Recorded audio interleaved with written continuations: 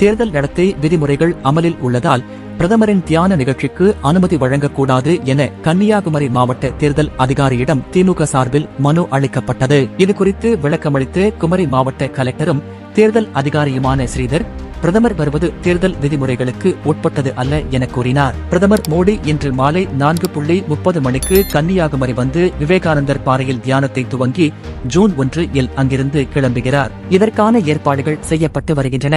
இந்நிலையில் இந்த தியான நிகழ்ச்சியை ரத்து செய்ய கோரி குமரி மேற்கு மாவட்ட திமுக வழக்கறிஞர் அணி மாவட்ட தேர்தல் அலுவலர் அலுவலகத்தில் மனு அளித்துள்ளது.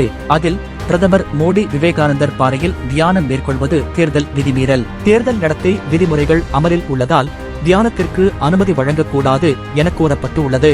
இந்த நிலையில் பிரதமர் மோடி கன்னியாகுமரி வருகை மற்றும் விவேகானந்தர் பாறையில் தியானம் போன்ற நிகழ்வுகள் தேர்தல் விதிமீறலா என்பது குறித்து கன்னியாகுமரி மாவட்ட கலெக்டரும் தேர்தல் அதிகாரியுமான ஸ்ரீதர் விளக்கம் அளித்துள்ளார். அவர் கூறுகையில், பிரதமர் வருவது தேர்தல் விதிமுறைகளுக்கு உட்பட்டது அல்ல. பிரதமரின் வருகையும் தியானமும் தனிப்பட்ட நிகழ்வு என்பதால் அனுமதி கோரப்படவில்லை என விளக்கமளித்தார்.